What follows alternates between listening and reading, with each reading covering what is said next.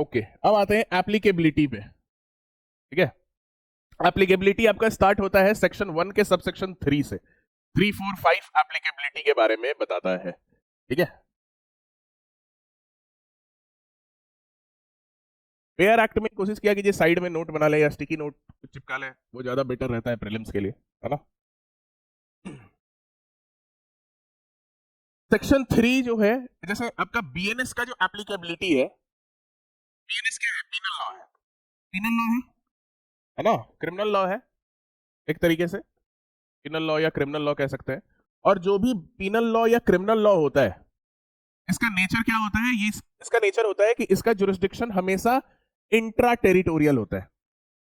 कोई भी penal law का जुरिस्डिक्शन हमेशा आपको इंट्रा टेरिटोरियल होता है।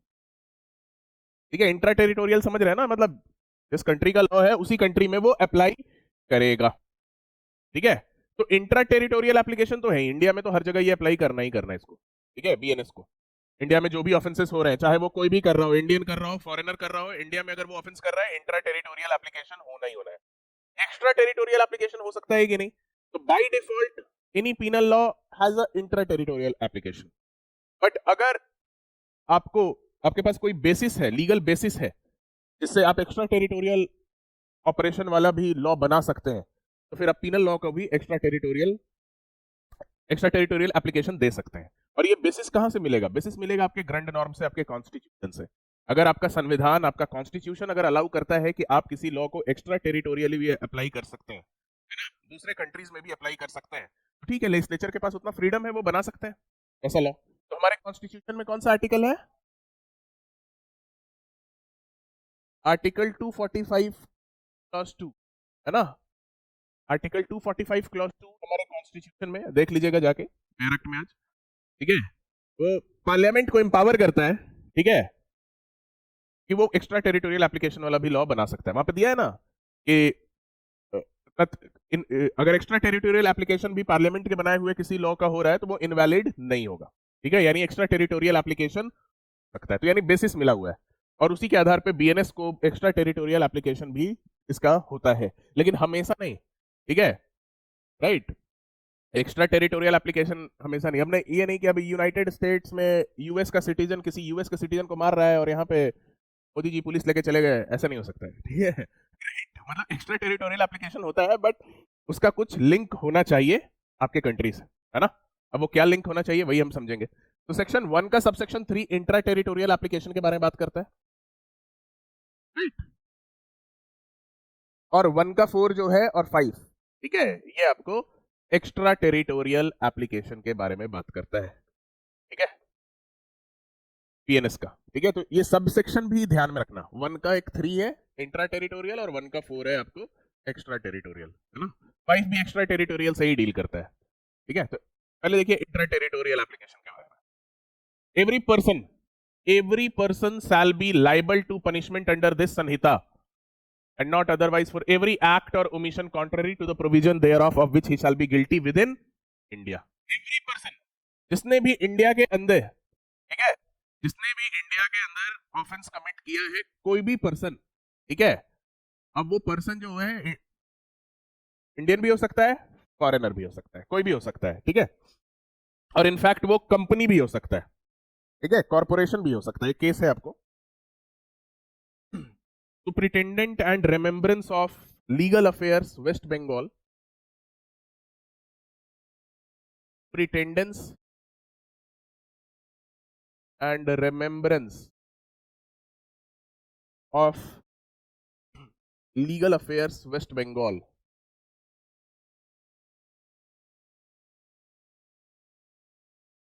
Versus Corporation of Calcutta. Versus Corporation of Calcutta. ठीक है, इस केस में 7 जजेस का बेंच था, ठीक है, जिन लोगों ने ये डिसाइड किया, ठीक है, क्रिमिनल प्रोसीडिंग जो है पब्लिक बॉडीज और कॉर्पोरेशन के अगेंस्ट भी चल सकती है ना। चीटिंग का चल सकता है, बहुत सारे ऐसे ऑफेंस होते हैं ना, चीटिंग का, फॉर्जरी का। कुछ कुछ ऑफेंसेस ऐसे हैं जिसको कमिट करने के लिए कोई नेचुरल पर्सन की ही जरूरत नहीं है, जुरिस्टिक पर्सन भी जो है वैसे ऑफेंसेस कमिट कर सकते हैं, है ना। देयर आर सर्टेन ऑफेंसेस इसके लिए नेचुरल पर्सन ही होना जरूरी नहीं है, it can be any juristic person, right. तो इस केस में बताया गया कि एवरी पर्सन में सब कोई हो सकता है, अब वो फॉरेनर हो, इंडियन हो, कोई भी हो, ठीक है। अगर ऑफेंस हुआ है विद इन इंडिया, ठीक है। अब मान के चलो कोई फॉरेनर है,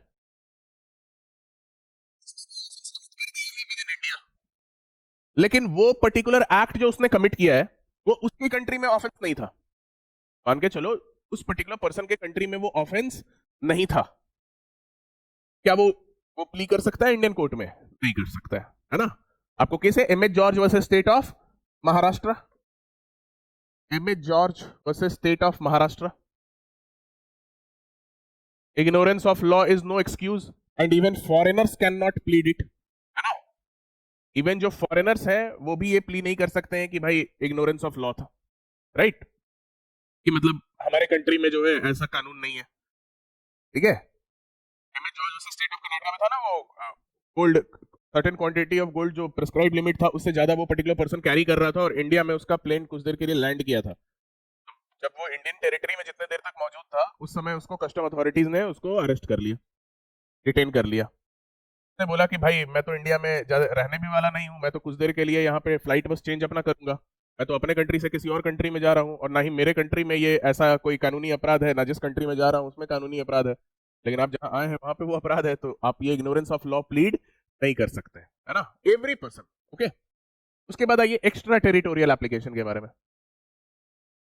any person liable by any law for the time being in force in India to be tried for an offence committed beyond India, offence committed beyond India, India के बाहर, shall be dealt with according to provision of this Samhita in the same manner as if such act had been committed within India। यानी अगर कोई Indian, ठीक है, any person liable by any law for the time being in force in India, अगर कोई particular person Indian है, ठीक है, और वो किसी फॉरेन कंट्री में जाके कोई पर्टिकुलर ऑफेंस कर रहा है, कोई भी पर्सन जो कि इंडियन लॉ से क्या है, बाउंड है, ठीक है, कोई भी पर्टिकुलर पर्सन अगर वो क्या शुरू क्या बोल रहा है, any person liable by any law for the time being in force in India, who is liable? The Indian citizens, है ना, ordinarily it is the Indian citizens who are liable, right.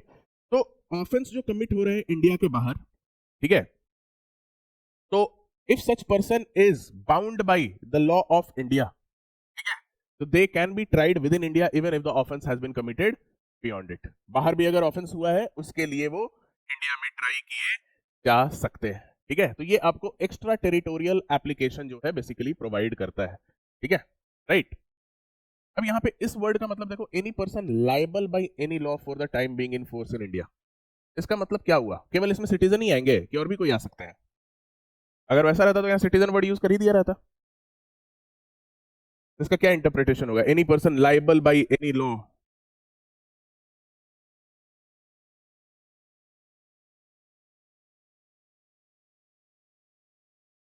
Any person liable by any law for the time being force in India, what does it mean? Contract law हो गया ना।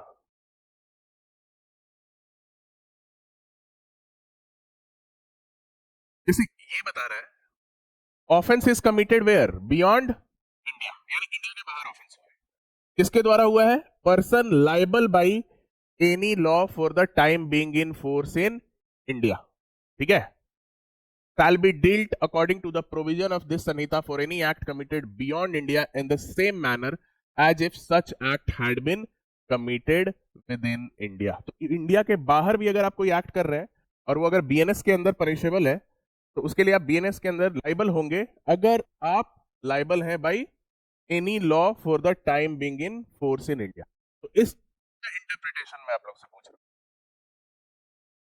Online में भी try कीजिए, हाँ, ठीक है। उसने सही बोला, बाईगेमी का एक हो सकता है ना, बाईगेमी का हो सकता है। अगर कोई पर्टिकुलर पर्सन ने इंडिया में मैरिज किया है, ठीक है, और फिर वो पर्टिकुलर पर्सन किसी और कंट्री में जाके मैरिज कर, even though he is not Indian, है ना, मैरिज जब हुआ था, मान के चलो वो लोग इंडिया में रिसाइड कर रहे थे, फॉरेनर से जो इंडिया में रिसाइड कर रहे थे, इंडिया में उनका मैरिज हुआ, और फिर उसमें से एक स्पाउस जो है किसी फॉरेन कंट्री में जाके कोई और मैरिज कर लेता है, ठीक है, तो even though they are not Indian citizen, place of marriage तो इंडिया था ना, ठीक है, बाईगेमी के लिए वो लोग प्रोसिक्यूट कर सकते हैं, ठीक है। और राइट, कॉज ऑफ एक्शन तो यहीं पे अराइज हुआ। और क्या एग्जाम्पल हो सकता है? या फिर यहाँ पे मैरिज करके लोग बाहर भी जाके अगर रिसाइड कर रहे हैं और वहां पे फिर कोई ऑफेंस कमिट होता है, तो क्रुएल्टी का ऑफेंस कमिट होता है, उसके लिए भी लाइबल हो सकता है। कोई क्रुएल्टी तो ऐसा तो है नहीं कि केवल हिंदू लॉ पे ही अप्लाई करेगा या मुस्लिम लॉ पे ही अप्लाई करेगा या क्रिश्चियन लॉ पे ही अप्लाई करेगा, वो तो न्यूट्रल प्रोविजन है ना। ठीक है, कोई भी person who is liable by any law for the time being in force in India. ये एनी लॉ कोई भी लॉ हो सकता है, being international law. International law के अंदर भी बहुत लोगों को इंडियन लॉ के अकॉर्डिंग ट्राई किया जाता है ना। तो it can be any law. ठीक है, कि any person liable by any law for the time being in force in India. अगर ऑफेंस कमिट बियॉन्ड भी इंडिया हुआ है लेकिन वो इंडियन लॉ से अगर बाउंड है, सिटीजन तो सारे बाउंड है ही, नॉन सिटीजन भी कभी कभी बाउंड होते हैं। ठीक है, तो उसके लिए वो लोग इंडिया में ट्राई किए जा सकते हैं। ठीक है, ओके, यानी दो कंडीशन यहां पे पूरा होना चाहिए। एक तो एलिगेशन है कि पर्सन ने ऑफेंस कमिट किया है इंडिया के बाहर, और दूसरा वो लाइबल है अंडर सम इंडियन लॉ, किसी इंडियन लॉ के अकॉर्डिंग वो जो है लाइबल है, बाउंड है। राइट, उसके बाद एक्स्ट्रा टेरिटोरियल एप्लीकेशन सेक्शन 1 के सबसेक्शन 5 में भी दिया है। ये भी बताता है कि the provision of this Sanhita shall also apply to any offence committed by any citizen of India in any place. India का सिटीजन है, वो कहीं पर भी कोई अपराध कर रहा है, ठीक है, विदाउट एंड बियॉन्ड इंडिया। ठीक है, कहीं पर भी, या तो किसी और कंट्री में या फिर कोई ऐसे जगह पे भी जो किसी कंट्री के में नहीं फॉल कर रहा हो, स्पेस में भी जाके कोई अपराध अगर कर रहा है तो। ठीक है, हाई सीज में भी उसने कोई ऑफेंस अगर कमिट कर दिया है ना, मतलब हाई सीज होता है ना ऐसा एरिया जो कि किसी कंट्री के जुरिस्डिक्शन में नहीं फॉल करते। ठीक है, तो किसी कंट्री के जुरिस्डिक्शन में फॉल कर रहा हो, नहीं कर रहा हो, आउट एंड बियॉन्ड इंडिया है, इंडियन सिटीजन है, he will be tried for such offence.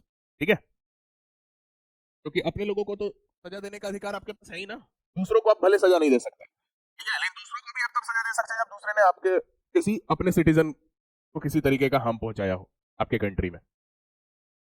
उसके बाद any person on any ship और एयरक्राफ्ट रजिस्टर्ड इन इंडिया। ठीक है, ये आपको फ्लोटिंग आइलैंड थ्योरी पे बेस्ड कॉन्सेप्ट है। ठीक है, सेक्शन 5 का बी, सॉरी 1 का 5 का बी, फ्लोटिंग आइलैंड थ्योरी। ठीक है, तो जिसमें ये बताया गया कि कोई भी शिप या एयरक्राफ्ट अगर इंडिया में रजिस्टर्ड है ना, कि अगर कोई भी शिप या एयरक्राफ्ट अगर इंडिया में रजिस्टर्ड है तो वो इंडिया का ही टेरिटरी माना जाता है, वो एक्सटेंड कर दिया जाता है इंडिया का टेरिटरी। ठीक है, अब शिप और एयरक्राफ्ट चाहे किसी भी कंट्री में, अगर इंडियन फ्लैग, इंडिया का रजिस्टर्ड शिप है, एयरप्लेन है, ठीक है, तो उसको मान लेंगे it is Indian island only, float कर रहा है अभी कहीं और। ठीक है, इसी को बोलते हैं फ्लोटिंग आइलैंड थ्योरी। और उसके ऊपर किसी ने भी कोई अपराध किया हो, चाहे फॉरेनर ने फॉरेनर के साथ किया हो, फॉरेनर ने इंडियन के साथ किया हो, इंडियन ने फॉरेनर के साथ ऑफेंस किया हो, that person is liable to be tried within India. ठीक है, अंडर बीएनएस। ठीक है, और any person in any place without and beyond India committing offenses targeting a computer resource located in India। या फिर कोई भी पर्सन इंडिया के बाहर रहकर हैकिंग का काम कर रहा है, जिससे वो कोई कंप्यूटर रिसोर्स जो इंडिया में लोकेटेड है, ठीक है, उसको टारगेट करके वो कोई ऑफेंस कर रहा है ना। तो ये बेसिकली आज जो मॉडर्न एरा क्राइम्स जो होते हैं, है ना, बैंक फ्रॉड वगैरह, कहीं और से ही पूरा अकाउंट खाली कर दिए, ठीक है, फिर आपको फेक इमेजेस, फेक वीडियोस, बहुत सारे आजकल ऑफेंसेस हैं जो आपको न्यू एराज में इमर्ज हुए हैं, जो कि कंप्यूटर सोर्स को टारगेट करके कमिट किया जाता है। तो उसके लिए कोई भी पर्सन हो, इंडियन हो, फॉरेनर हो, बाहर इंडिया का है, लेकिन अगर उसने ऑफेंस कमिट किया है by targeting a resource, computer resource located in India, उसके लिए भी वो पर्सन लाइबल होगा। ठीक है, तो देखो इसको याद करना काफी इजी है। 1 का सबसेक्शन 3 में इंट्रा टेरिटोरियल एप्लीकेशन दिया है, जिसमें कि एवरी पर्सन, है ना, every person can be tried, Indian हो, फॉरेनर हो, कोई भी, क्योंकि इंट्रा टेरिटोरियल एप्लीकेशन तभी अप्लाई करता है जब ऑफेंस कमिट हुआ है with in India. Now extra territorial application है कि नहीं, तो एक्स्ट्रा टेरिटोरियल एप्लीकेशन भी है, मतलब ऑफेंस कमिट हुआ है के बाहर, तो किसको किसको ट्राई कर सकते हैं, कोई भी पर्सन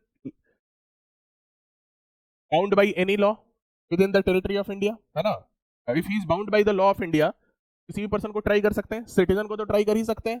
ठीक है, कोई भी शिप और एयरक्राफ्ट जो रजिस्टर्ड है इंडिया में, उस पर कोई ऑफेंस हुआ है, किसी भी पर्सन को ट्राई कर सकते हैं, और कोई भी पर्सन जो कि कंप्यूटर सोर्स को टारगेट कर रहा है, जो कि इंडिया के विद इन जो कंप्यूटर सोर्स है उसको टारगेट करके कोई ऑफेंस कमिट कर रहा है, तो उसको भी आप ट्राई कर सकते हैं। इंट्रा टेरिटोरियल और एक्स्ट्रा टेरिटोरियल हुआ। अब यहाँ पे एक और चीज आपको ध्यान में रखना है, Mubarak Ali Ahmed versus state of Bombay का एक लैंडमार्क केस है, ठीक है, जिसमें यह बताया गया था कि अगर ऑफेंस कमिट हुआ है विद इन इंडिया, ठीक है, ये केस आप लोग पहले भी पढ़े होंगे, काफी फेमस केस है ना।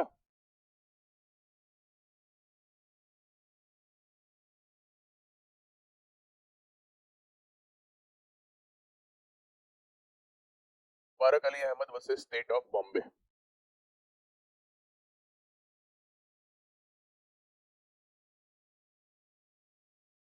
इस केस में सुप्रीम कोर्ट ने हेल्ड किया कि अगर ऑफेंस कमिट हुआ है विद इन इंडिया, यानी कौन सा, इंट्रा टेरिटोरियल, है ना, अगर ऑफेंस कमिट हो रहा है विद इन इंडिया तो अक्यूज्ड का पर्सनल प्रेजेंस इंडिया में ही हो ऑफेंस के वक्त, ये नेसेसरी नहीं है।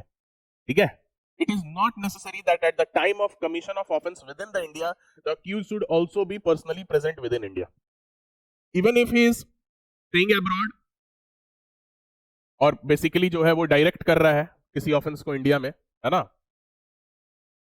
तो that person can be tried. यानी यहां पे जो 1 का 3 है कि every person shall B tried for offence committed with in India for which he shall be guilty with in India, उसके लिए उसका पर्सनल प्रेजेंस इंडिया के अंदर नेसेसरी नहीं है। ठीक है, क्या हुआ था, ये चीटिंग से रिलेटेड केस था, पाकिस्तान से बैठे बैठे किसी ने इंडिया में जो चीटिंग कमिट कर दिया था, है ना, लेटर्स के थ्रू, राइट, तो उसका ट्रायल हो सकता है with in the territory of India. अब सवाल ये उठता है कि भाई वो तो पाकिस्तान में आएगा कैसे। ठीक है, तो ठीक है, नहीं आ रहा है कोई बात नहीं है, लेकिन जब भी वो पकड़ा गया तो उसको ट्रायल हो सकता है, means he can be tried with in the territory of India. ठीक है, बीएनएसएस में पढ़े भी हैं हम लोग कि अगर कोई पर्सन जो कि जिसका इंडिया में ट्रायल होना है और वो अभी इंडिया से बाहर है, तो जब वो इंडिया आता है तो जिस भी प्लेस पे वो मिलता है वहां पे उस कोर्ट के पास उसका जुरिस्डिक्शन चला जाता है ना, पढ़े हैं ना हम लोग बीएनएसएस में। चलिए ठीक है, तो ये जुरिस्डिक्शन में ये आपको ध्यान में रखना है। ठीक है, ओके। 1415 हम लोग सारा देख लिए इधर, ओके ठीक है। प्रिलिमिनरी एग्जाम के पॉइंट ऑफ व्यू से ये 3 केस ध्यान में रखिएगा जो बताए आपको, है ना, प्रोविजन तो स्ट्रेट फॉरवर्ड है, कोई डाउट ही नहीं है। और इसका एक्सेप्शन भी है, एक्सेप्शन लास्ट में दिया है। ठीक है, कि nothing, BNS will not apply for punishing any mutiny and desertion of officer, soldier, sailors, airman in the service of the government of India और the provision of any special और local law. ठीक है, मतलब exception है BNS का, कोई special law, local law के अंदर कोई ऑफेंस कमिट हो रहा है या फिर कोई आर्म्ड फोर्स के मेंबर ने अगर कोई म्यूटिनी या डिजर्शन कमिट किया है तो उसके लिए आर्मी लॉ अप्लाई होगा ना। तो ये आपके एक्सेप्शन हैं जो 1-6 में आपको बताए गए। ठीक है, सेक्शन 1 इज इंपॉर्टेंट, ठीक है, क्योंकि जुरिस्डिक्शन तो इनफैक्ट मेंस में भी आपसे पूछता है। जुरिस्डिक्शन का जो टॉपिक है इंट्रा टेरिटोरियल और एक्स्ट्रा टेरिटोरियल, ये मेंस के लिए भी इक्वली रेलेवेंट टॉपिक है। ठीक है, ओके।